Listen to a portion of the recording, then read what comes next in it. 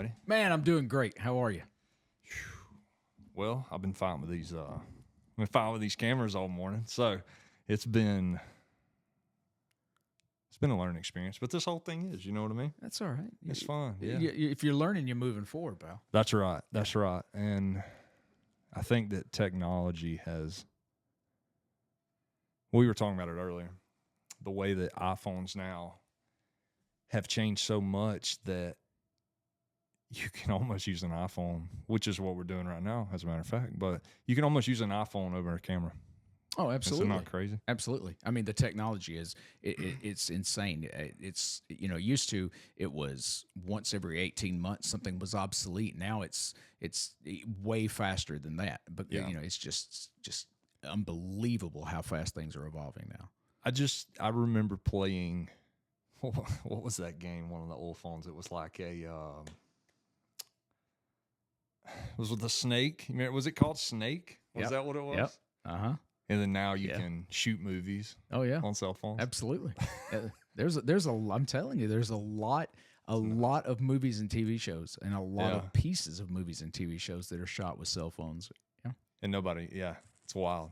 No. So that brings me to my next point, man. I'm gonna give you an intro real quick. Yeah. The short intro that I gave you. All right. So you're a father, a husband, comedian, singer, actor, business owner, and an all-around dream chaser. Yeah, man. How's that sound? Yeah, man. That's a and good that's what I have.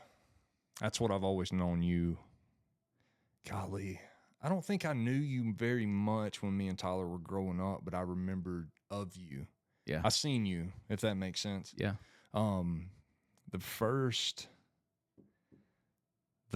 time I remember seeing you was y'all came to our middle school and done the circus. Oh yeah? Yeah, I think so. Am I I want to say it was in middle school, man. So when did you and Tyler start playing ball together? Middle school. It was middle school? So that was probably... I was thinking that you guys played before middle school. No? No, it would have been middle school. No, Okay. because I went to...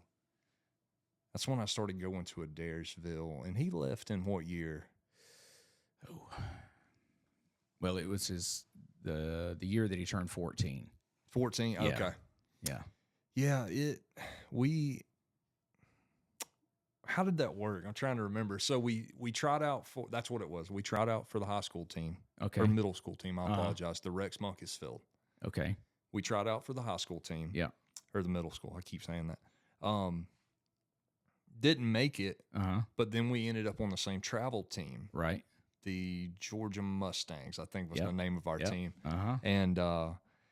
And that's where me and him really, where me and him started knowing each other. But I could have swore, man. I could have swore y'all came to our school and done. Like, I'm sure we did. Done the clown thing. Yeah, no, I'm sure we did. But I was thinking that you had played with them when he was younger. I don't know why I was thinking that. Maybe not. I don't know if it could have been somebody else. Yeah, it might have been.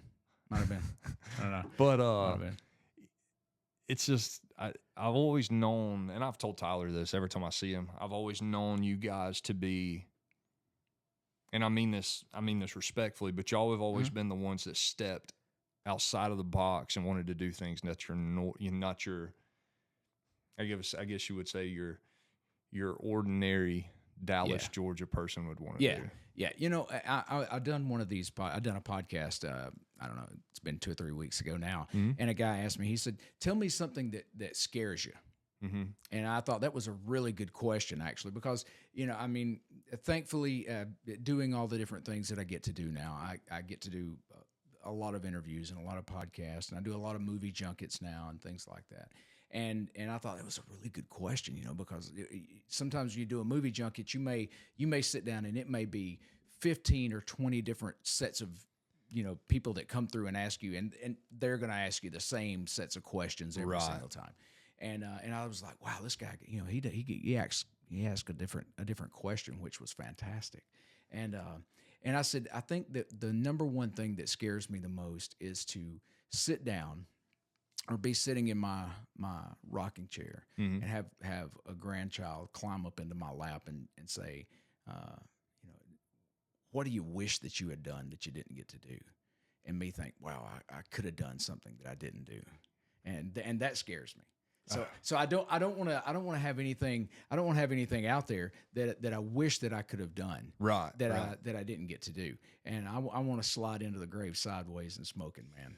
I want to do it all. So it's absolutely funny that you just said that, because back in 2014, I want to say, it would have been 2013, right? So I was working. I lived at home with mom and my stepdad, and was working your normal little jobs, building brake shoes, worked at Burger King one time when I was in high school, just little things like that. Yeah, of course.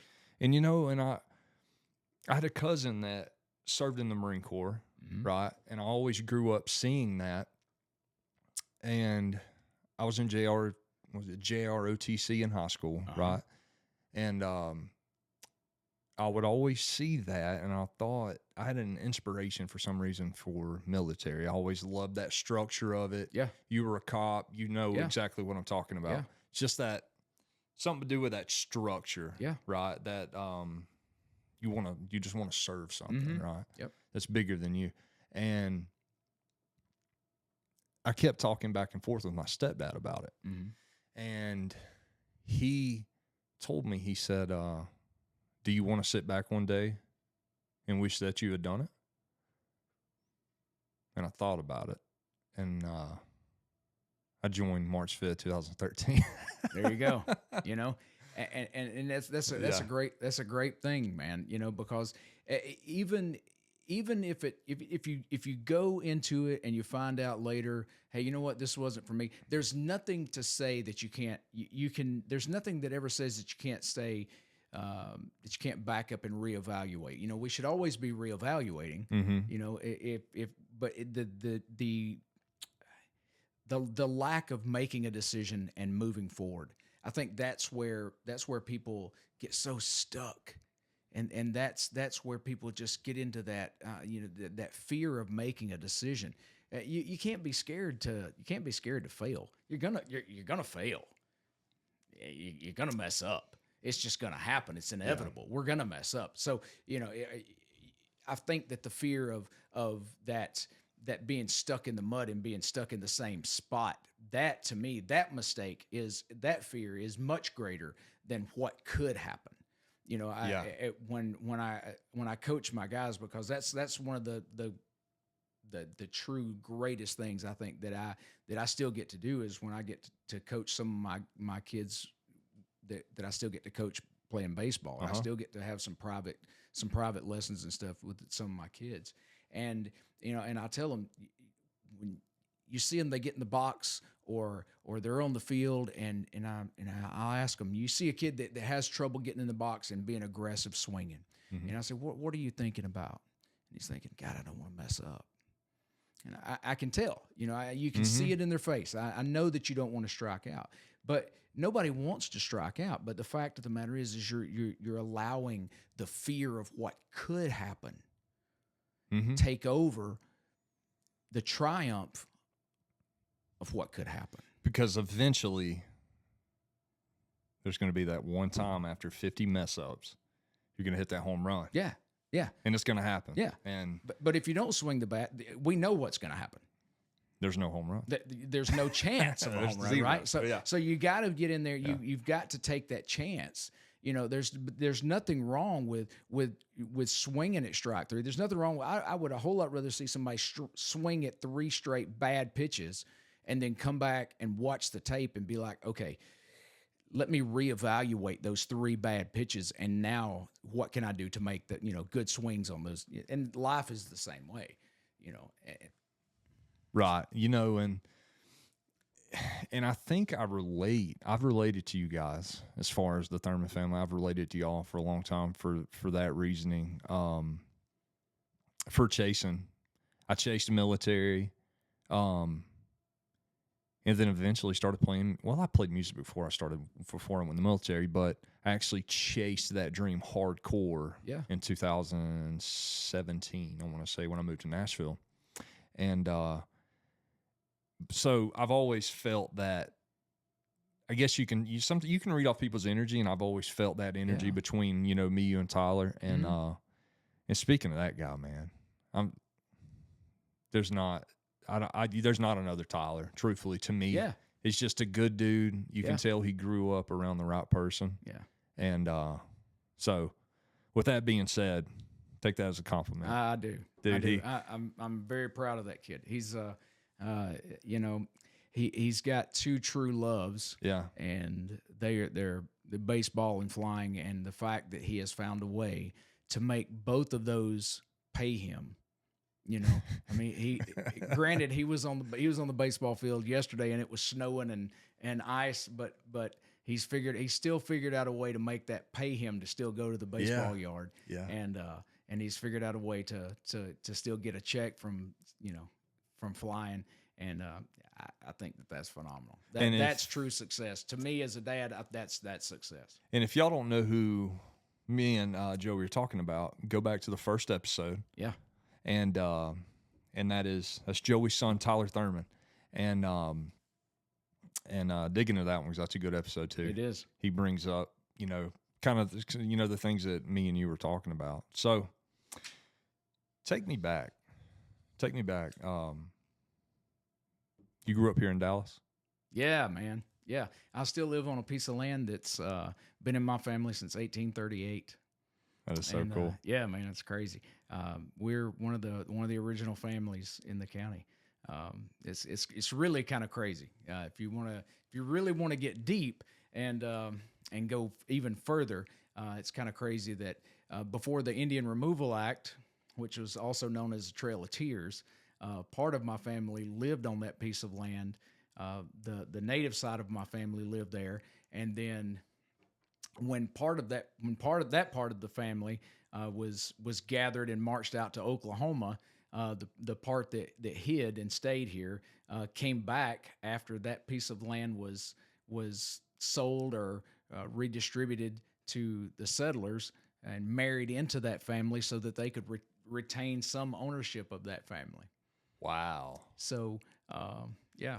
I went to your dad's house the other day. Me and Tyler was out there at your dad's house, and me and Tyler went and ate lunch, right? So we went and ate lunch. I had been telling him, because I've had another guest on the show that was real big into Confederate history. That was kind of something that he was kind of really big into. Yeah. So I was telling Tyler, I was like, because I love history too. So I told him, I said, I would like to go see. So there's Battle of New Hope, and then there's another one here in Dallas. I can't think of the name of it. Well, it was the same. Battle of Pickett's Mill. But it was the same. It was during the same time. That's right. It was literally, it was the same battle, but it was. So we were talking, and he said, my grandpa has a bunch of relics from that, right? And I'm a sucker for any type of history. I just think it's cool. Right. So I said, no way. So he took me over there. Oh, yeah. And your dad opened up his building. We walked inside, and he opens up this big wood case. And for the listeners, man, it was just, it was as long as this table, just cannonballs, spoons. Yeah. There was a buckle. I was like, you got to be kidding me. Yeah. Does anybody know you got this stuff? And he's like, no, I don't think so. Yeah. I said, wow. Yeah. Mike could be on a TV show. So, absolutely. He's such a soft-spoken, so cool. underspoken guy. So if you don't know, that was the only battle, this battle that's here at the Battle of New Hope Church, that was the only battle that Sherman lost on his march to the sea. That was the only battle that he lost, which was the same campaign that he burned, he burned Atlanta. So that was the only battle that he lost on his march to the sea. And that's where the Battle of New Hope Church was also known as the Hellhole, because it was a maneuvering, it was a positioning battle is what it actually was. Johnston outflanked Sherman and tricked him into thinking that he had actually sent troops to Cassville, when in fact he had just sent a small group to Cassville and had sent the group here. And when Sherman flanked to come around Cassville to here, he got here at night, and when he woke up the next morning, he was surrounded by the Confederate troops, and they were in a bottom, and they were surrounded all the way around. And when one of his lieutenants woke up, he said, "Well, Sherman's done it. He's marched us straight into hell." into the hell. And I heard it was also because of the terrain, Yeah, the hills and things like that. right.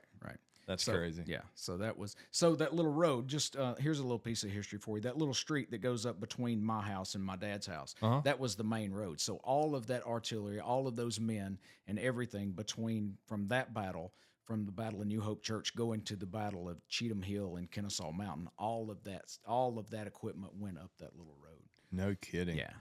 So speaking of all that, it's Inauguration Day too. It is Inauguration. It's a big day for America. Yeah. Whether you're near here or there. Yeah. Just a big day for America. Yeah. It's history. Absolutely. So super cool. Tell me about growing up, man. I know that. So your mom and dad lived on that land, and that's where you grew up also. So Yeah. what was growing up like, man? High school, just all that time right there before you started really finding what you wanted to do. You know, I think that it was so cool to. I grew up there, and I grew up surrounded by family, and it didn't seem different to me because most of the people that lived here, it was kind of the same way. You know, my great grandparents lived 2 houses up. My great uncle and aunt lived the next house up, and my grandparents lived on the other side of the barn, and my aunt and uncle lived on the other side of them, and it was everybody was kind of together.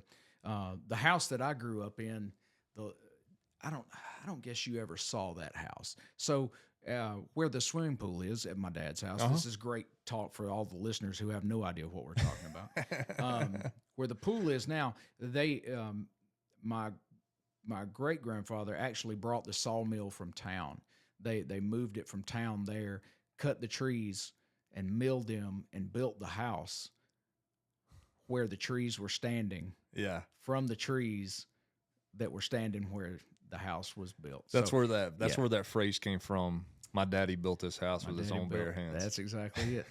So growing up, we had running water in the kitchen, but we still had like an outhouse till I was 4 or 5 years old. No kidding. Oh yeah. Wow. Yeah. So, but it was great, man. You know, it was a small community, small town, and you knew everybody.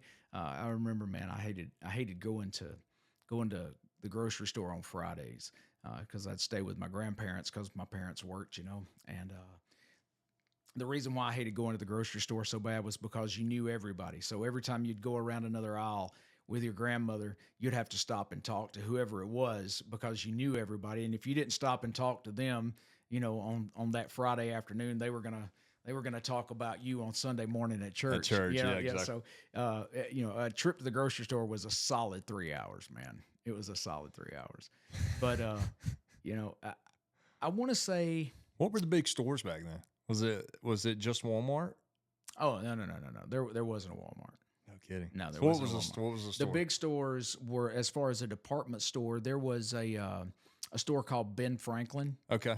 That was like a department store. It was like the size of a, what would it be comparable to now? I guess it'd be comparable to like a Big Lots store, but it was the next biggest store would have been like a Kmart or something like that. But then like the sporting goods stores were, everything was private, you know, everything was privately owned. You had local hardware stores, like you would go uptown and everything was a mom and pop type store. Mm-hmm. You know, so, and it was really cool, man, because you knew everybody that ran these local mom and pop stores.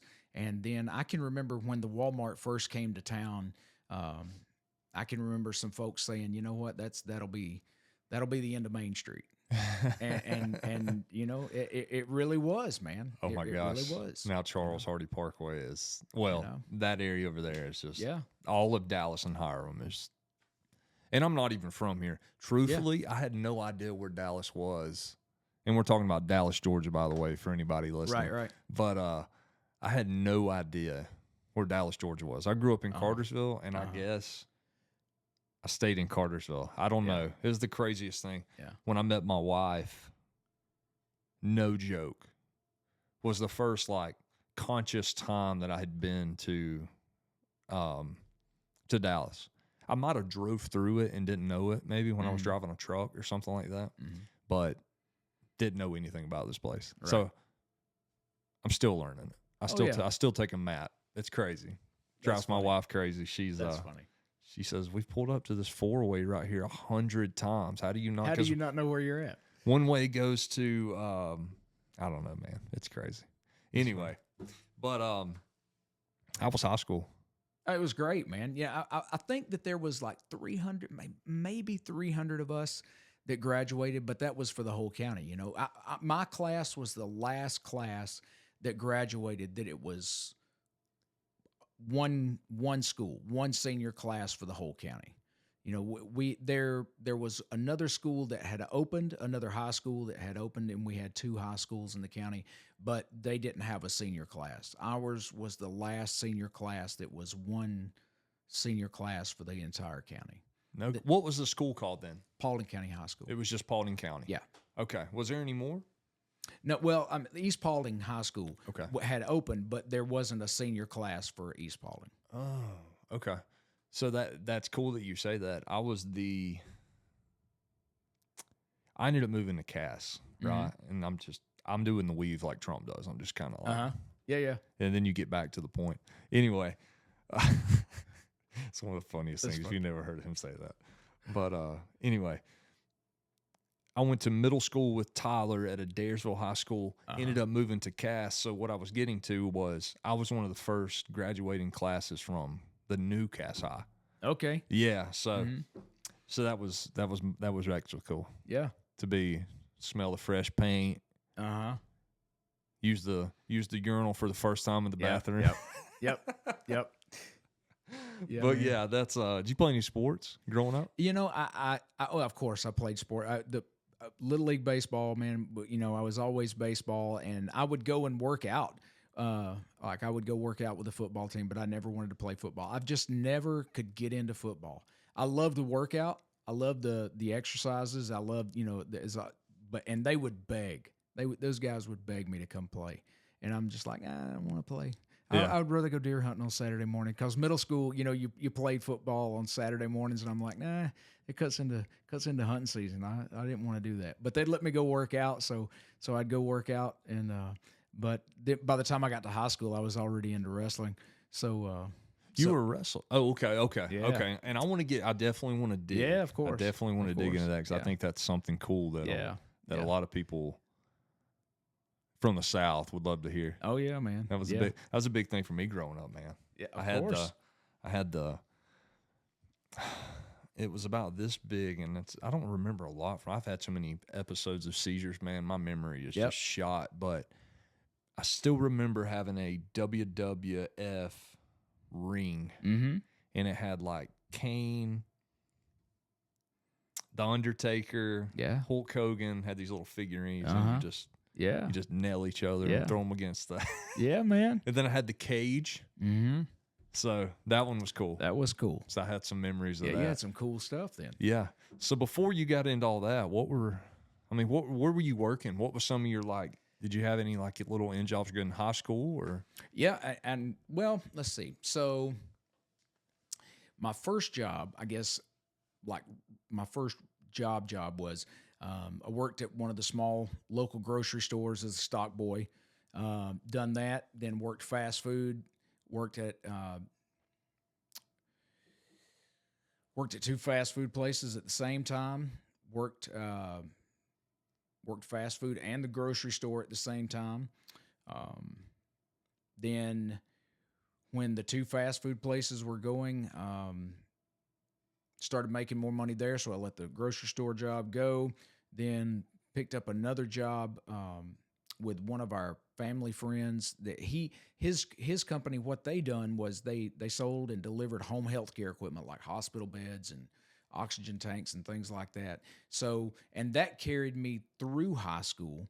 I worked in a carpet mill for like 4 months. That was a fantastic job. That was a fantastic job, because that job really taught me that I would never settle for, and not that there's anything wrong with that. I want to say this just straight out, because I love the fact that people are able to find what they're happy with in life, and I think that that's truly important. Is finding something that you're happy with in life and sticking with it. That taught me the lesson that I was not going to be happy with that in life. I can remember working in that carpet mill, and the work wasn't bad. To be honest with you, the work wasn't bad. I've always really enjoyed a labor-driven kind of job. Like if it was something that was really labor-driven and taxing, that was fun to me. I enjoy that. Like if I go home at the end of the day and I feel like I'm crawling out of the truck, I love that. But I can remember guys, seeing these old guys and they're like, man, I've been here for 37 years. And thinking, you've been in this building for 37 years? Yeah, yeah. You can't even see outside. Yeah. I mean, literally, you could not even see outside. And to me, it was like prison. I couldn't see outside. And it was mind numbing to me. I couldn't stand the fact that I could not see outside. Like it drove me crazy. So as a matter of fact, man, when we first started, we were talking about, kind of doing different things and wanting to go do, so you just reminded me of something. When I was thinking about going in the military the first time, because I went in twice. Mm-hmm. When I was thinking about it the first time, that's what went through my head. Because I was working at it's building like transfer truck brake shoes, coming home black, probably breathing in asbestos and everything else. Yeah. I mean, just great. I mean, I couldn't explain to you. I looked like your suit, honestly, when it was awful. Yeah. Probably could be on one of those commercials, getting the claim. Yep. Anyway, so that was one of the things that pushed me, right? So I thought in my head, I lived in Cass White, Georgia, and I was and just like you said, I want to caveat off of that. There's nothing wrong with it at all. Right. If you're happy with it, that's the most important thing in life. Be happy. But Joe's head, I could not fathom the fact that I wasn't born here, but basically, you're born here, you live there your whole life, you die there. Right. I couldn't fathom it. I mean, there's people honestly they'll be born in this town, they'll work in this town, they'll live in this town, they'll raise a family in this town. Right. And they'll get put in the dirt in this town. Right. And I couldn't fathom it. And I was hoping to see the world. That was my goal. Yeah. Ended up getting stationed in Georgia, so it didn't really work out very well. Right. But anyway, at the very end of the day, though, there were still more experiences to be had. And it's the same kind of thing. There's in your mind, just like in mine, I was thinking, God didn't put me here for this. Mm-hmm. This isn't what I know that this isn't what He's got me here for. Mm-hmm. And it was a fantastic job. It was great that I was there for 4 months because it really taught me that this isn't what you're here for. So what? I know you done. Correct me if I'm wrong. I'm kind of ignorant in this category, but what was wrestling called at that time? Was it WWE, WWF, WCW? What was the? I went to WCW. WCW. Yeah. Okay. So I'll back up and kind of run through my ladder, if you will. That's what I'm gonna say. Lead me into that. Okay. How did that happen? So the only thing that I ever wanted to do, and I'm being just as transparent as I possibly can. You can ask anybody that was around me growing up, from the time I was 3-4 years old. I can remember people asking, "Hey, what are you going to do when you grow up?" I'm going to be a pro wrestler. And I can remember guys that they'd laugh it off and be like, "Oh, come on, man, what are you going to do?" And I'm like, "Dude, I'm dead serious. That's what I'm going to do." And there was no question in my mind.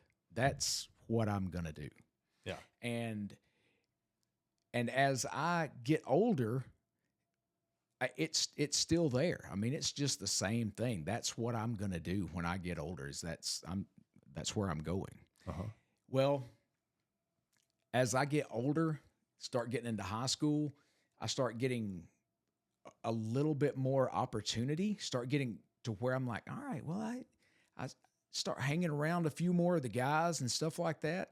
And how I actually got into getting around more of the guys was I started going to shows and getting to where I was like, hey, I'll help you set the ring up if you'll just, let me hang in where I don't have to buy a ticket. Okay. So I'm getting there, 2 or 3 hours early, late, just doing labor work, moving the ring in, setting the ring up, putting stuff together. They'd let me hang in there. I'd stay after, take everything down. So I start meeting some of the guys. Eventually I get around to where I'm enough to where I'm like, hey, when are you going to start training me? I get away from me. No, okay. Well, when are you going to start training me? They walk away. Okay. How about you? When are you going to start training me? I'm not going to train you. Well, I don't do that. Okay. Wow. Sooner or later, somebody's gonna, somebody's going to take me serious. Somebody's going to take me serious. Yeah. Finally, I get a guy. When are you going to train me? How much money you got? And I ask you how much money I had. When are you going to train me? Show up at my house with some money and we'll talk. Okay. Where do you live? Gives me his address. Guess where I was at the next week? He opens the door. What are you doing here? You told me to show up. You got money? You got a spot to train me? I got the backyard. Let's get to work. I took body slams on the ground, backdrops on the ground, suplexes on the ground. When I got in the ring, it was like being on a marshmallow. It was fantastic. It felt so good. It was so much softer than being on that ground. It felt amazing because I wasn't hitting the ground. So everything that I'd done, the only thing that I didn't really know how to do by the time I got in the ring was how to work off the ropes. So the first night when I got there, we had to get there early so that I could learn how to bounce the ropes. Mm-hmm. So it was, we get to the town. My little deal with him was I'll train you and I'll guarantee you one match. And he guaranteed me one match. We get there that night. We worked that one match. That match was, I don't know, maybe 4 minutes long, maybe. Mm-hmm. And I come back in the dressing room that night, and man, there was some cool guys there that night. Some guys that, I mean, I had no business. Looking back now, I had no business even being in the dressing room with those guys. I mean, it was guys like Big John Studd, and so it's just some really cool guys. And I walked in, and as I'm sitting there taking my boots and stuff off, this guy comes over and sits down beside me. He goes, hey, we're doing a show. We're doing some TV over in North Georgia. Next week, would you want to come over and do some matches over there? I was like, of course. He goes, okay, well, here's the phone number. Give me a call. We'll get you some more work over there. So my second and third matches that I ever done was on TV, and they were in North Georgia Championship Wrestling, which again, at the time, I had no idea really then, realizing that was probably the biggest stepping stone that I needed to check off of my box. Because in the wrestling world, when you went outside the state of Georgia, in the United States, that's the number one question that people would ask you at the time. Uh-huh. They would say, who did you wrestle for in Georgia? That's the question that everybody wanted to know. When I would go to Texas, who'd you wrestle for in Georgia? Well, I wrestled for so-and-so. Why was that? Because this was the place to be. No kidding. This was the spot. This was the spot. Because this is where wrestling, I mean, pretty much this is where it was. This is where it all started. The NWA started here. WWF started here. WCW started here. Everything was here. And worked at North Georgia for over a year. Then I got the chance to sign a contract to go to Global, and went to Global, was there for about 8 months. And then I went to WCW, and I was at WCW for 2.5 years. got hurt at WCW, and then that was the end of the deal. What was your stage name?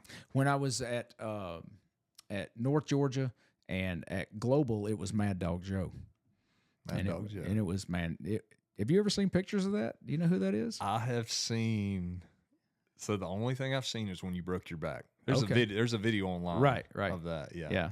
That was after I had turned from being the heel to the babyface. That was the good guy. That was the All-American kid guy. That wasn't the bad guy. So yeah, I need to bring up pictures and Please. and let you see that guy, because Yeah.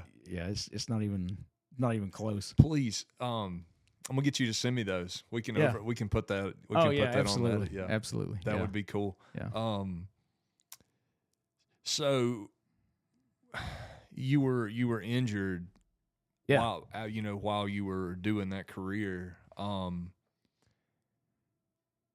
I've heard that was, you weren't supposed to walk after this injury. No, that was supposed to be. So I'm glad. So let me finish this with this, because this is I think the most important part of this. The night that we're kind of building up to a really cool thing at WCW, and the night that I got hurt, I was working against Leon White. He was a big Van Vader. He was 6'8", 6'9", about 440 pounds. He was just a monster of a guy. So it's basically David and Goliath, if you will. I'm the kind of the new young kid. This is the big monster giant guy. He's got the world heavyweight title. I'm the new young kid. And it's just, it's just what it is. It's just a big monster and the new kid, right? And the finish of the match is a power bomb. It's a real easy bump. It's not a hard bump to take. It's just a flip and a flat bump. It's way easier to take than a backdrop. And when we get to the finish of the match, the bump is not handled correctly. And when I'm put down, I'm put down in such a way that I'm put down about 10 and a half, 11 feet, and it puts me down across the back of my neck and head. What I would call scorpioned. Yeah, well, yeah, maybe a little worse than scorpion. Yeah. And it broke my back from the bottom, my bottom rib down is the two vertebrae that it broke, and it paralyzed me from the bottom rib down. Now you were slammed twice. Well, the choke slam was mine. Which one broke you? The choke slam is mine. Okay. Because that's when I say it's mine, that's my setup. Okay. So what I mean by that is that's all me. If you watch that bump, he's not picking me up. I'm picking myself up. So okay. if you watch that bump, that's me. That's me making him look good, if you will. Okay. So the power bomb, that's 100% the other guy's in control. I don't have any control over that. So the choke slam is all me, but that's my bump. I mean, I'm doing that for him. I'm doing that to make him look good. So power bomb, when we hit, my feet come over, hit like right here on either side of my head. It breaks my back right there. It took them about 45 minutes to get the ring took apart enough to get me out of the ring. They get me out of the ring, get me to the hospital, and the doctor comes by and he's like, "Hey man, we're doing everything. We're gonna, get you taken care of as quick as we can." And this is me, Joe. I want you to know that I was in such a state of mind at the time that I really didn't care what I had to do to be successful at the time. I'm a 19, 20-year-old kid, and to me at the time, it's all about being successful. I really didn't care about how I had to be successful. It was just about being successful. I was so driven on being successful that I really didn't care how or what I had to do to get there. Okay. So this is what I want you as I don't want to call you a kid because you're not, but to me you are. Uh-huh. Um, I'm good with saying that. so this is what I tell this is what I tell the guys, and I call the guys any of my baseball kids or any of the guys that'll listen. So if you're so driven on anything that you don't listen to what God's trying to tell you to do, He's going to do whatever He has to do to get your attention if you're getting off track. And granted that, do I think that God is the one that took control of that situation and is the reason that Leon threw me down and broke my back and all that kind of stuff? No, I don't necessarily believe that, but I was in such a way that in my mind that I didn't care how I was successful. I was doing whatever I had to do to be successful. I wasn't 6 foot tall. I mean, I wasn't 7 foot tall. Okay, I came into the wrestling. I was getting a good break during a time when it was becoming very aesthetic. Meaning that it wasn't just a couple of tough guys in the ring. It was very aesthetic. These were guys that were really good-looking guys, and these were really big, giant guys. 6'8", 6'9", guys like Mark Callis, like The Undertaker, and Leon White, 6'8", 6'9", 400-pounders. Mm-hmm. These just big, huge guys. And I was told, absolutely, if you're not 7 feet tall, you better be 3 feet wide. Just like that. Yeah. Okay. So what are you going to do? And I was doing whatever I had to do to get there. All right. So at one time I was stacking as many different steroids as I possibly could. I was Anavar, Decadron, Cestanon, Dianabol, everything that I could to get as big as I could possibly be. Is that sport full of that at that time? There sure wasn't any lack of it. Okay. I mean, the human body is only going to grow so much. I mean, you can say genetics all day long and diet, but I mean, yeah, my chest was 60 inches around, dude. That you only get so big, and so they come by that night. The doctor comes by and he says, "Hey, we're doing everything we can to get you, taken care of. We're doing what we can." And I tell this doctor, I said, "Hey, man, you need to hurry up. I got places to go." And he goes, "Well, man, we're doing what we can." And I said, "You need to hurry." And he says, "Dude, we're going as fast as we can." And I reached up and I grabbed him by the collar and I snatched him down in my face. And I said, "You need to hurry and fix this. I've got to be in another town tomorrow night." And I mean, we're just nose to nose like this. Mm-hmm. And he said, and he's got my hand, and he finally gets my hand off of his, and he says, "You don't understand." He said, "Sir, you are never going to walk again." Oh my God. And he turned around and he walked out of the room. And I remember I laid there and I just, for a minute, I was like, what did he just say? Yeah, I was going to say, did that click? And then immediately I was like, "You're a liar." I mean, I went back to that just that fast. You know what I mean? And so right behind that, I mean, I just went right back into, "Hey, you guys need to get in here and fix this, blah, blah, blah." They end up knocking me out. They kept me knocked out for 9 days because every time they'd let me wake up, I'm right back. Anything I can get my hands on, man, I'm crazy. Mm-hmm. During that 9 days, my parents called all of my family, all of my church family. They moved me from, this happened in the James Brown Arena in Augusta, Georgia. They moved me from, this was on pay-per-view. They moved me from there back to Austell, Georgia. They moved me from there so that I could be closer to home. They called all of my church family, all of my family. They came into the room in the hospital, in the parking lot, in the waiting room. They prayed for me. And in all of those 9 days, I wake up, and I remember I asked my mom, when I woke up, I was like, hey, what are we doing? Mm-hmm. And she goes, well, they don't know yet. I said, how long have we been here? And she said, well, this is day number 10. I was like, what? And she's like, this is day number 10. I'm like, and we don't know what we're doing? And she goes, not yet. And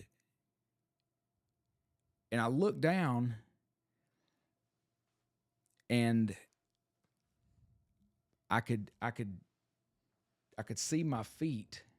And this is one of the weirdest things ever.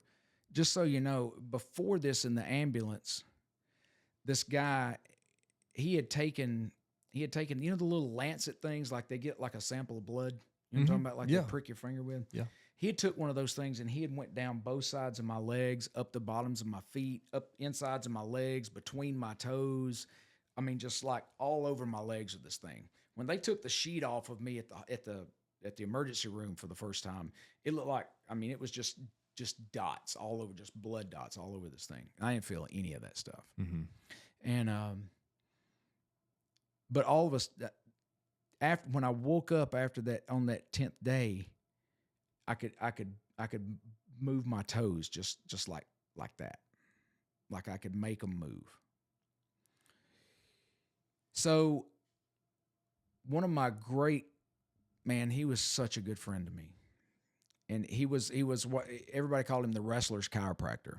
He put my shoulder back together when I broke it, put one of my knees back together when I broke it. And I told my mom, I said, call him. Because the orthopedic surgeons, they were wanting to go in there and fuse it together with rods and all this kind of stuff and screws and put my spine back together. And he said, hey, man, he said, you know, you can always go back and do that. He's like, but your body, he's like, why don't you just try to give your body a chance to heal itself? He said, you can always go back in there and do that. And so when I told those orthopedic surgeons that's what we were going to do, man, you want to talk about some dudes that were hot. Man, dude, they were so mad. So anyway, long story, a little bit shorter. 11 days later, they rolled me down to the front door of that hospital, and I was in a body cast from the bottom of my chin, I mean, all the way down to the top of my thighs. And they stopped me at the door. I made them stop at the door. And it wasn't pretty, but I stood up and I walked across the threshold of that hospital, and then I sat back down in the chair. But I didn't ride out of that chair, out of that hospital. And see, it wasn't because it took me 14, 15 months to learn how to walk again and all that stuff. Oh and I was in a body cast and a brace for like another 16 months. So, but it wasn't because, I said all that to say this, it wasn't because of the faith that I had. It was because of the faith of my family and friends that I was able to get back to normal. Yeah. So when I get a chance to talk to groups and teams and students and just anybody and share this story, I want to make sure that people hear that this is why it is so important that you pick the right friends, because your healings can come from the faith of your friends when you don't have the faith for yourself. So the friends that you pick are much more important than you realize. So you've got to pick good friends. Who you surround yourself with is immensely important. Oh, 100%. So I know that we say that a lot, and it's easy to hear, but we have to be careful who we surround ourselves with. We have to pay attention that we surround ourselves with people that are pushing us forward, that are willing to push us out of those, that when they see us in that carpet mill job that they know that we don't belong in and they know that we're not happy in, they're like, dude, I had a buddy that fired me one time. Because he said, he told me, he said, this is the job. He had hired me for this acting job, and he said, I'm going to fire you for this job. He said, he hired me for this film that was a supporting role, and had me cast, and we were about to go to production. He called me and he said, I just want to let you know that I'm firing you because I'm recasting your role. And I said, why are you firing me? And I mean, we're really good friends. And he said, I'm firing you because there's a lead role that you're going to be so much better at, and this other casting director wants to cast you as a lead. Ooh. And he said, so I've got to fire you because this is a much better opportunity. So you just go, touche. So pick your friends. What? Wow.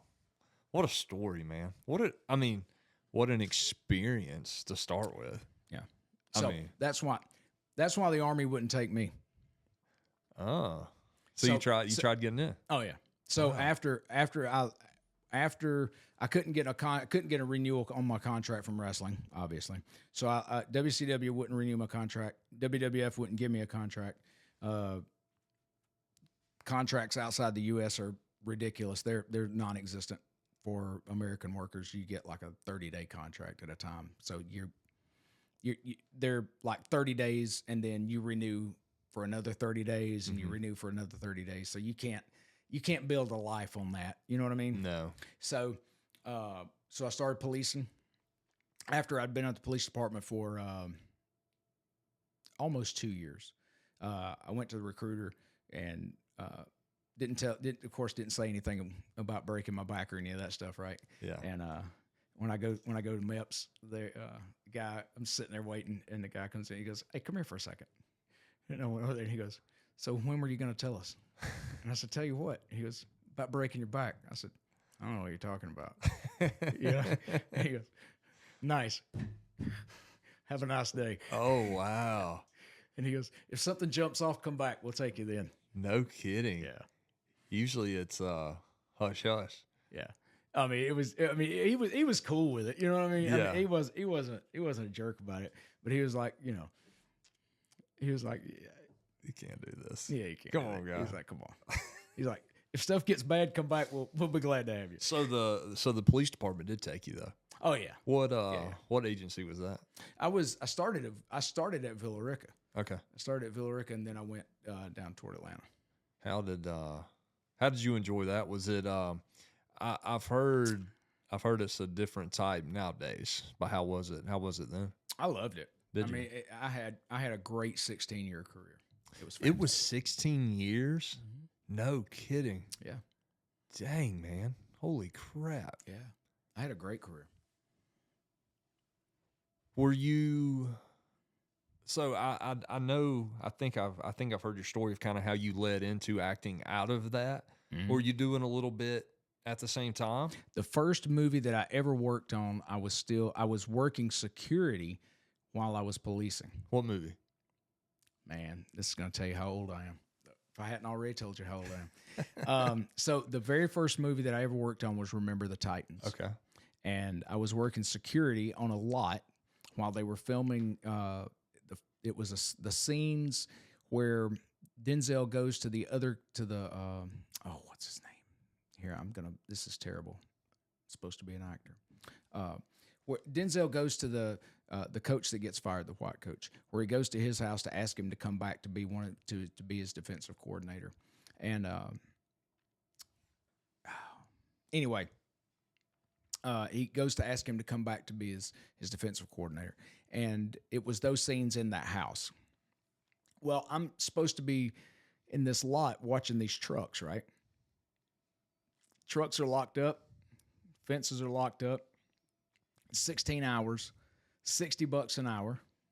It's close to Christmas. I'm like, man, that's great Christmas money, right? Oh, yeah. So I'm sitting there. Nobody comes in. Nobody goes out. So they brought lunch from set, which was like, I don't know, 2 miles down the street. So they brought me lunch, and the guy that brought lunch goes, hey, they want to know if you wanted to come play football. I was like, no, man, I got to stay here and watch these trucks, you know? And he goes, okay. So he leaves. He comes back like 20 minutes later. And he goes, hey, they said they'd pay you if you want to come play ball.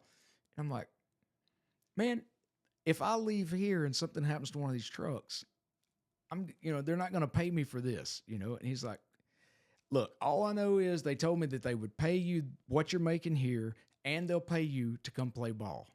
I'm like, what are they going to pay me to play ball? And I can't remember. It was something like $425 a day to go play ball then, plus the $60 an hour.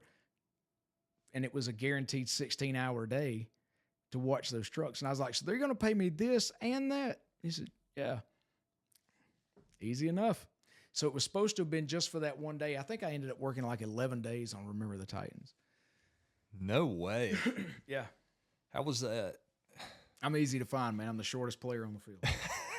Yeah. You probably can't remember the number if I had to. I had a dozen different numbers. Oh, man. okay. Yeah. Yeah, so they just. I filmed all over the place, man. I filmed at Berry College, here at Paulding County High School, I think we filmed at Marietta High School, at the old high school. Up at Oglethorpe College, I think.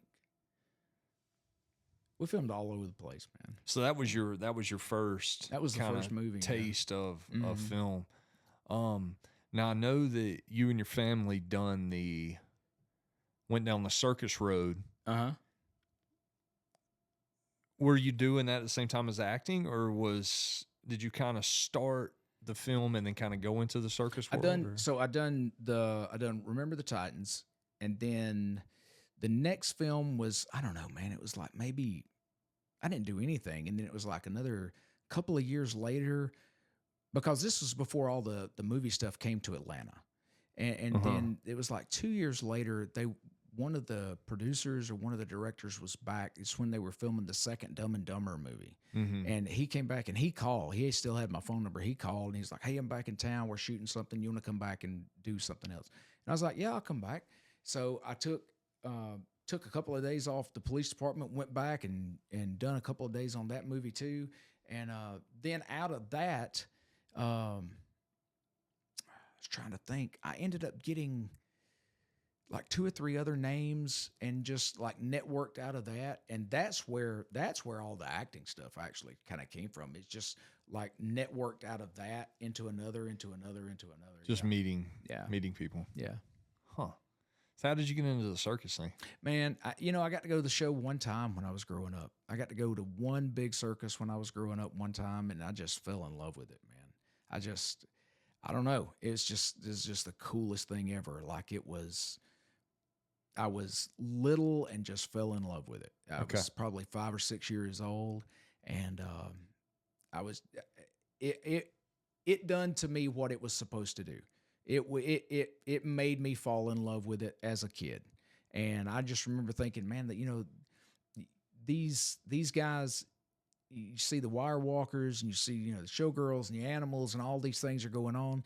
And then the clowns, those guys were they were on the floor of the whole show, and they done everything. I mean, there was guys that juggle fire. There were guys that done animal jobs. There were guys that done, stunts. They done all this stuff. And I was like, well, those guys do it all. Let's do that. Yeah. So that was what I done. I went home and taught myself how to juggle. I was juggling by the time I was, 6 or 7 years old.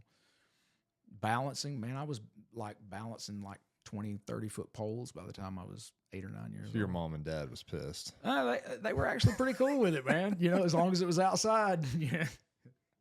That is awesome. Yeah. So did you ever work for another company doing that, or you started your own company? Started my own. Really? Yeah. Yeah, that is cool. Done my own. Tyler got into that on the last podcast because he got into kind of talking about how he enjoyed that too. Yeah. At the same time, he was great, man, or is great. Is what I should say. He is really, really good. He still, as far as I know, he still has the record as the youngest person to have ever won a Clown of the Year award.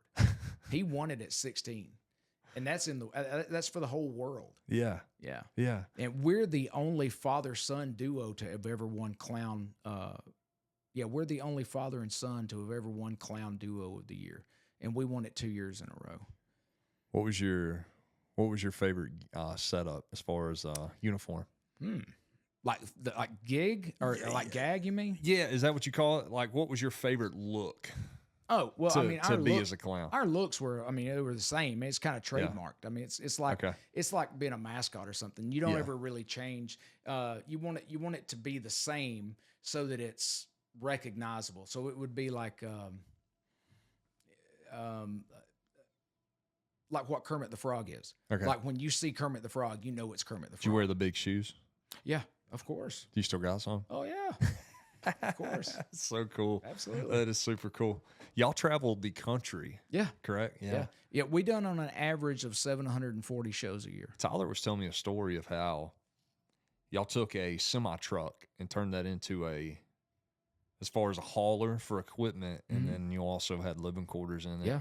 Wow. Yeah. It was the top front half had a living room, full bathroom, full kitchen, bedrooms, and then the back 13 feet was storage, and then the full belly of the trailer was storage as well. And then it opened up and was the background to the entire show. All 3 rings set out in front of that. No kidding. Yeah. It was the only one in the world. It was the number one. It was the number one show in the country after. It was the number one show in the country after its second year. So up there with like, is it like Ringling Bros? Is that? We actually were actually, we had acts trying to come to us from some of the biggest shows in the world. Sick. Come on. And that makes you feel good. Especially. It's because of the way that we treated people is really what it came down to. That changes everything as a job. We treated people really, really well. And some of the people really appreciated it, and some of them, I mean, it's just like everything else. Some people really appreciated it, and some of the people really would try to take advantage of you. Okay. Y'all even were in a Zach Brown video. And it's, what is it? Goodbye in Her Eyes. So, yeah, listeners, go check that out. Zach Brown, Goodbye in Her Eyes. That's Joey Circus that's in that music video. How did they approach you for that? I was trying to think how. Oh, the production company called us. The production company called us that they had contracted to produce the video.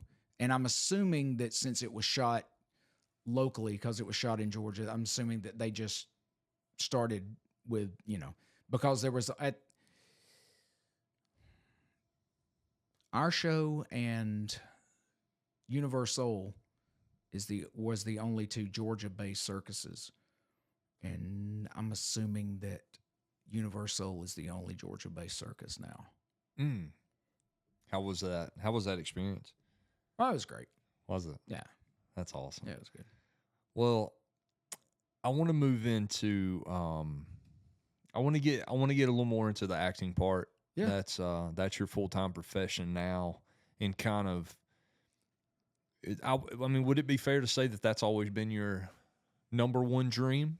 Is that? I think it's more just entertaining. Just entertaining in general. And performing, yeah. Okay. Yeah. So we went into Remembering the Titans. That's the name, correct? Yeah. Yeah. It's been a long time since I've seen that movie. So went into that, went into the Dumb and Dumber. And then you kind of, it starts leading down that road, correct? You start meeting this person, networking. Next thing you know, you're auditioning for this one. Right. Going down that route. How was that? I mean, how's that life? Is there a lot of competition? Is there, say you take a role, say you audition for a role for a movie.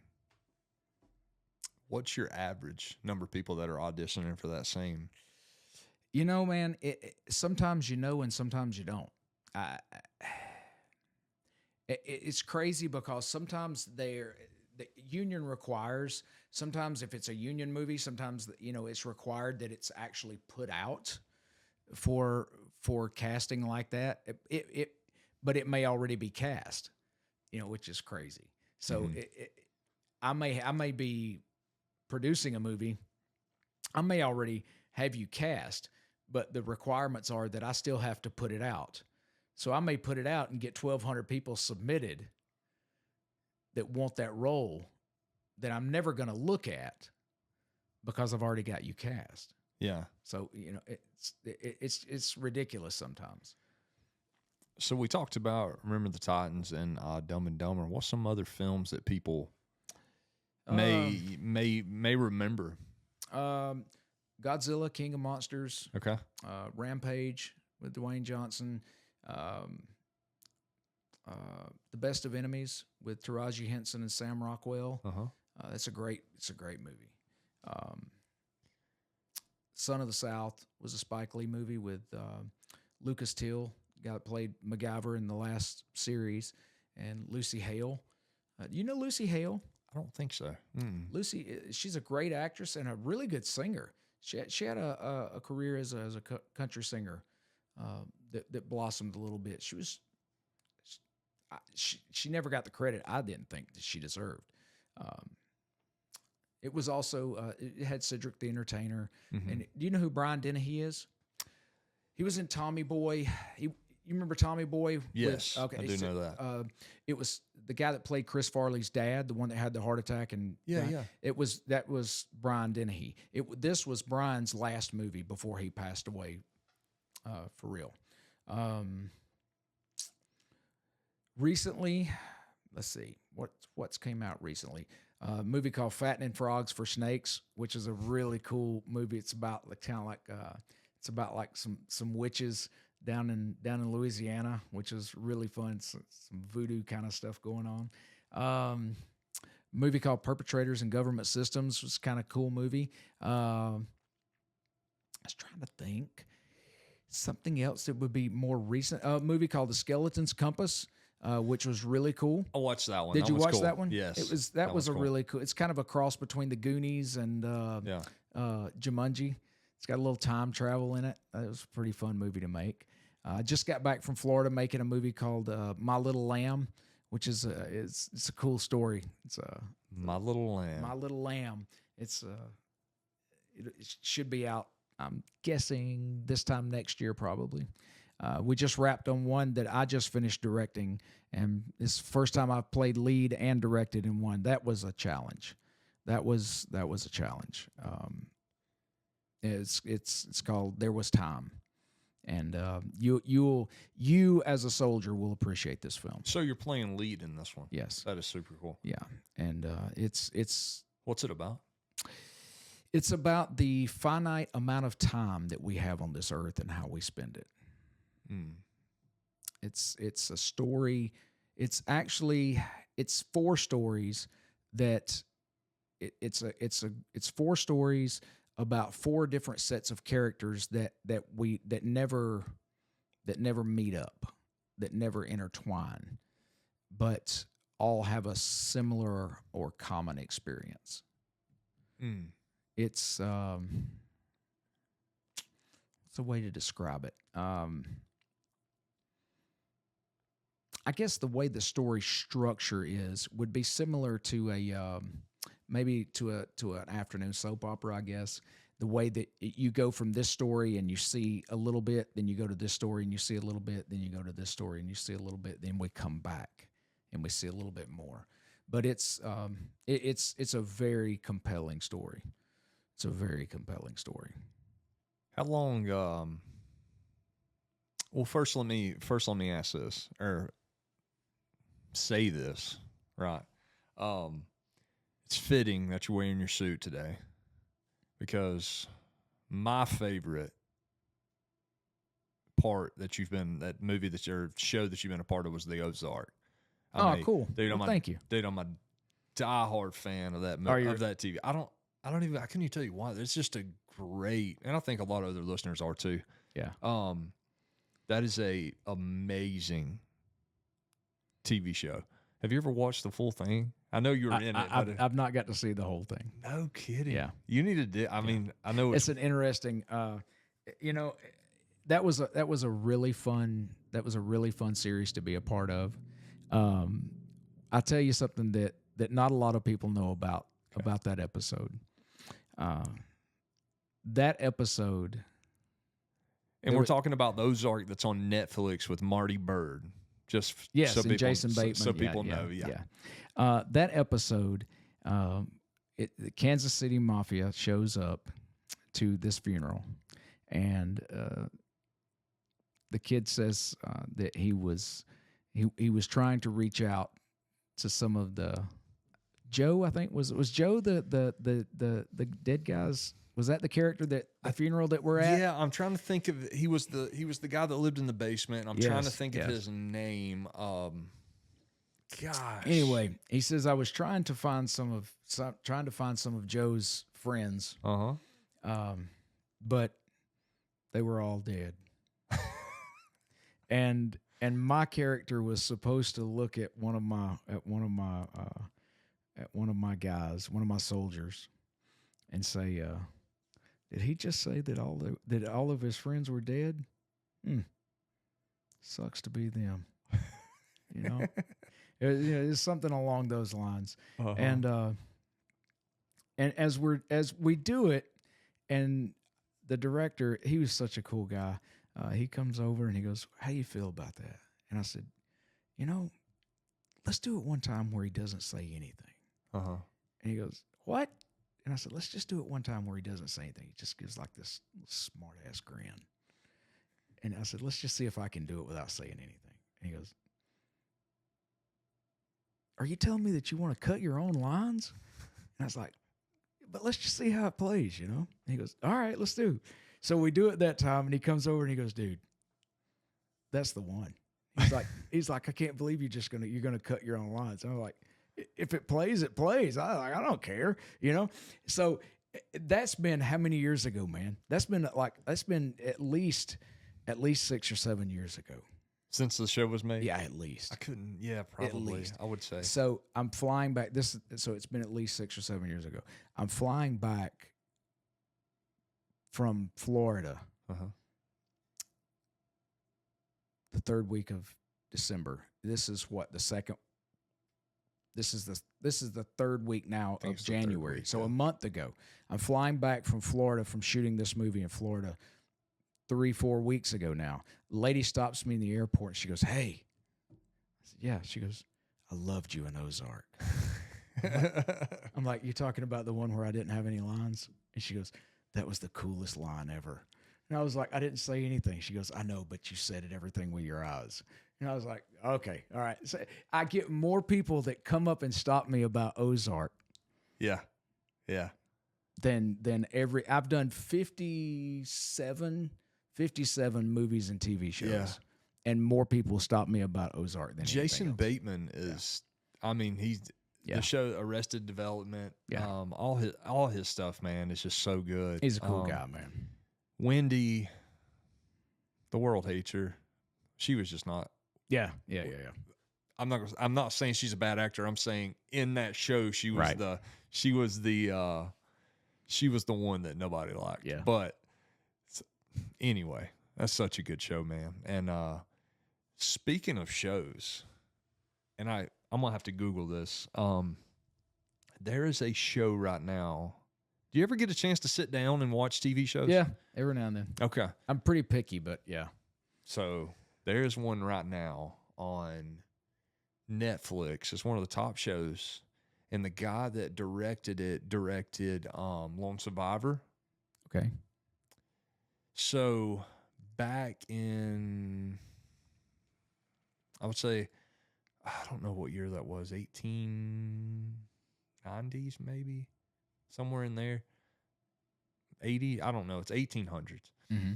So you had the Mormons, and then there was a lot of things in the Mormons that were kind of violent. Right. So the show is based around that time, and there's this big massacre that happens from the Mormons, and there's this huge timeline. But it's one of the most graphic.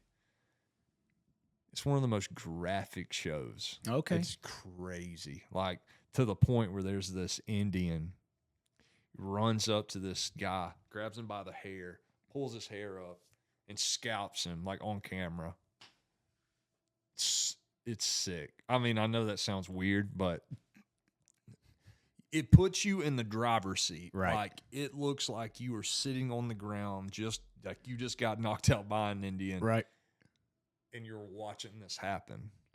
Wow. You have to go check it out. At least watch like a preview of it. Yeah.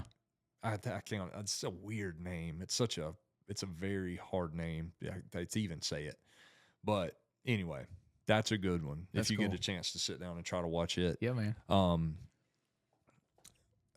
I guess what I want to ask you, and we can start wrapping it up sometime soon, but what keeps you going? What is, I mean, I know, what is it? Do you see a stopping point one day, or what is it that wakes you up every day, or is it you think you'll have that drive the rest of your life? I hope so. Mm-hmm. I really do. I hope that I've always one thing that I've always enjoyed music, but like I never really saw myself getting into music, and that door has opened itself up to me recently. And if you'd have told me 2 years ago that I was going to be making music, I would have probably laughed at you, in all honesty. And we put out a Christmas single, a cover song over the day after Thanksgiving, and it went to I think number 4 in the UK as the most downloaded new Christmas cover or something like that in the UK. And I would have never thought in a million years. And we've got the first single off of this new album drops off of Everywhere, comes out Valentine's Day, and the music video's already been shot and all that kind of stuff, and there's already live shows. There's already music festivals that are lined up that management has already got me lined up for. Dude, and again, they're fun, you know what I mean? But if you'd have told me 2 years ago that I was going to be that I was going to be going to these music festivals, or that I had opportunities to do some of the stuff that I'm getting ready to do, I would have been like, dude, there's no way. But I love doing new stuff, man, and getting to go and do new things. I'm working on a book. I think that's sick. I'm working on a book right now. Yeah. And I think that's like a rite of passage, though. I think it kind of is too. And I don't know what it's going to, somebody asked me the other day, is like, well, is it a book? And I was like, I think it's going to end up being a tank book.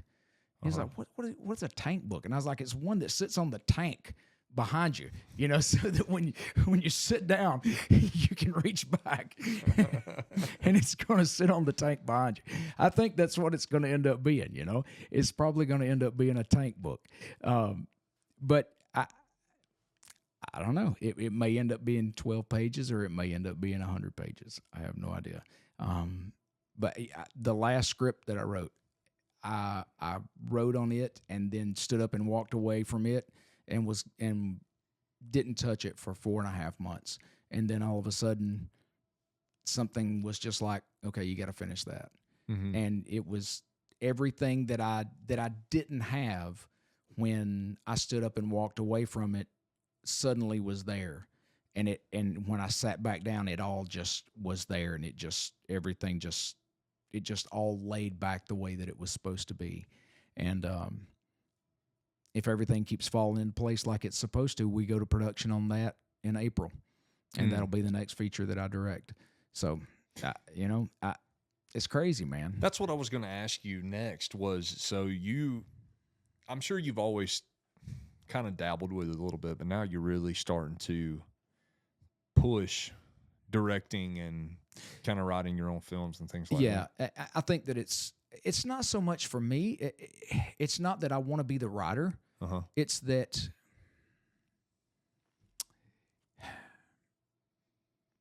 we need some good stuff. 100%. We need some good stuff.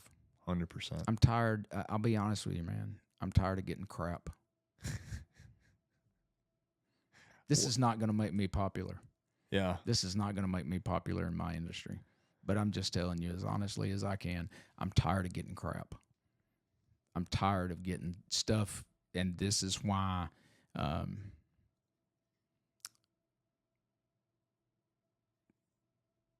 I've had people over the last 6 or 8 months send me scripts, and I just say, hey, you know what? It's just not for me. Thank you. You know, yeah, good luck, and I hope that you do well with it, but it's just not for me.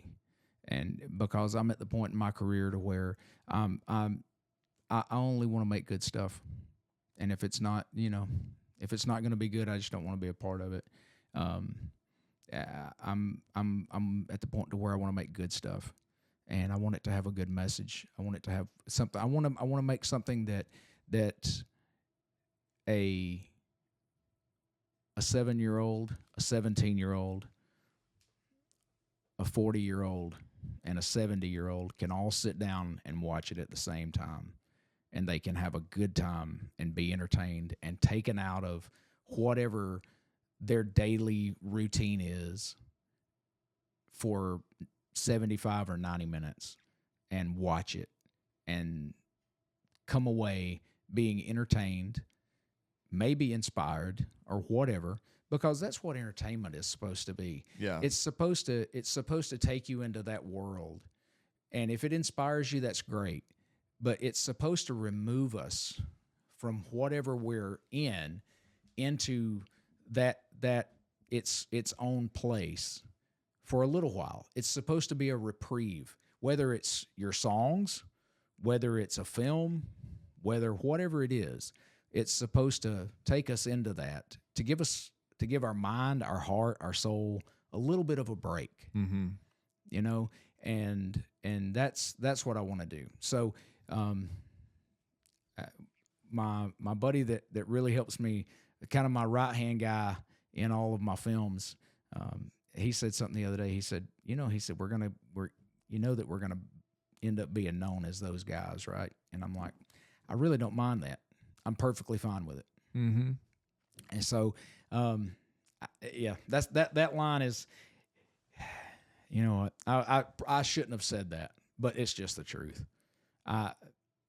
There's a reason. If you watch, there's an interview of Gene Wilder. Somebody asked him, why didn't you make any movies the last 25, 30 years of your career, of your life? And he said, because there's nothing worth making. Everything that they send me is just trash. Send me something good. Oh, wow. Send me something good. It's deep. So you said, I heard you say that when you said that, how am I trying to say this? Movies and entertainment, they're made to remove you and put you in that driver's seat for a minute and kind of surround you and what's going on in that. Yeah. So I had a song that I was a writer on that was on America's Got Talent, and one of my best friends sang it, and Simon's a dick because what he said, but because his response to this, Simon's response to this, but anyway, my buddy Hunter, after he played that song, the lady that was on America's Got Talent, I can't think of her name, she said, why that song, Hunter? And he said, well, for that, 3 minutes or whatever, every person in this room forgot about what's going on in their life, right? It was somewhere in that. It's basically this. That's what I'm trying to say. I can't remember the exact words, but yeah. And Simon was like, I don't believe a word of that. Hey, here's the great part, Simon.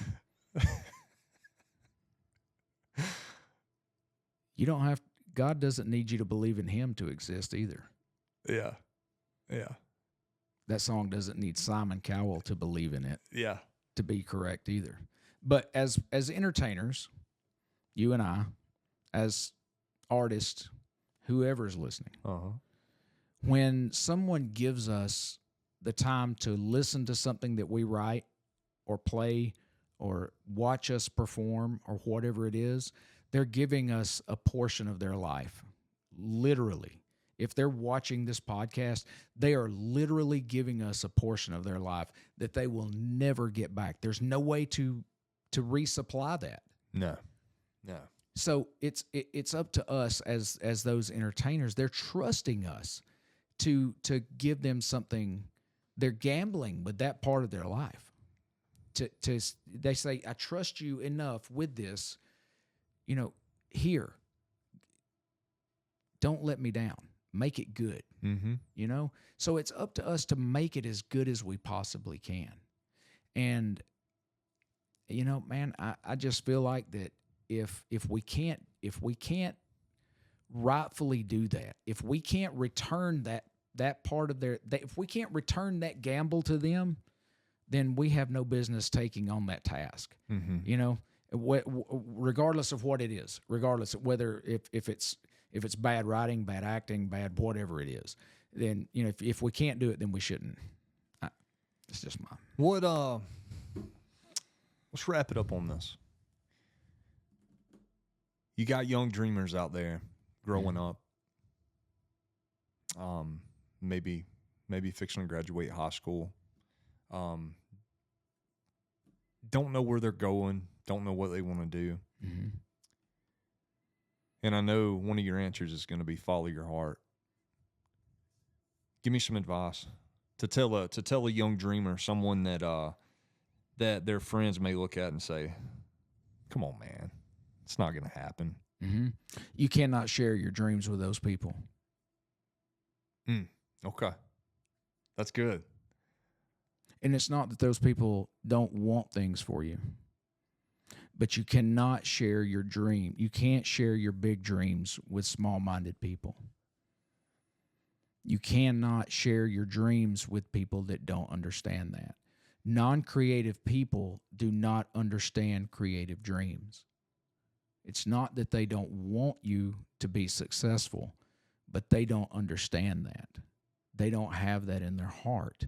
Just because your job is, and unfortunately, we don't understand that as people. Just because your job is different from my job, just because God didn't put the same calling in your heart that He put in mine, doesn't mean that you're right and that I'm wrong. Right. But you can't share your dreams with just everybody. So you have to share those dreams with people that are like-minded. The next thing that you have to do is you have to surround yourself with people that are more successful than you. Don't surround yourself with people that are less successful than you. You don't ever want to be the biggest fish in the pond. You always want to play with people that are better than you.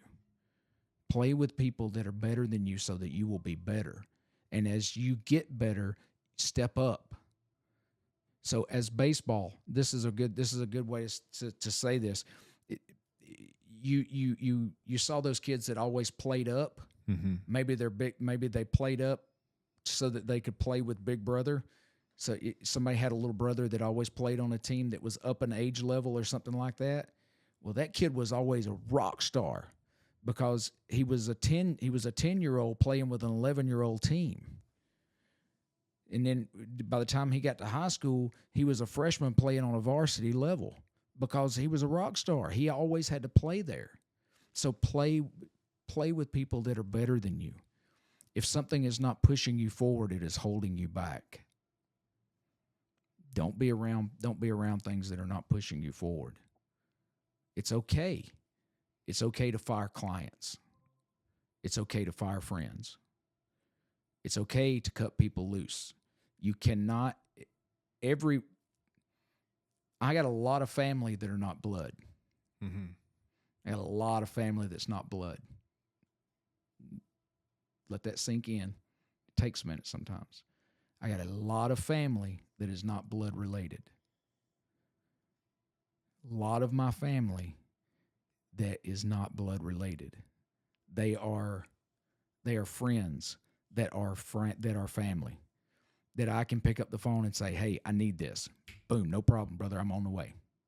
Know who those people are. Be that to those same people. Be reliable. Be on time. Do not waste people's time. Don't share your dreams with small-minded people. Don't be afraid to mess it up. If you can't mess it up a little bit, you can't learn from it. Don't be afraid to make a decision. Don't be afraid to reevaluate, back up, and go again. It's okay. Write it on your bathroom mirror, folks. Write it on the mirror. See it every day. Yep. Dude, it was so good to have you here. We've been planning on doing this for a minute. I'm excited, man. Thank dude, you. It's been an honor. Dude, I'm super excited too. I love doing this. I think it's really cool. And just to hear people's story, for one thing. We don't do enough of that now. Yeah. We don't listen. Yeah. We don't just sit around and hear each other's story. That's we right. hear it for 2 minutes until we pick up our phone again and start scrolling. That's right. But dude, so good to have you here, man. It's And 100% my pleasure. we're gonna have many stories. Heck yeah, man. As time's go on. Thank you, brother. Right on. My pleasure. Yeah, man. Thank you, brother.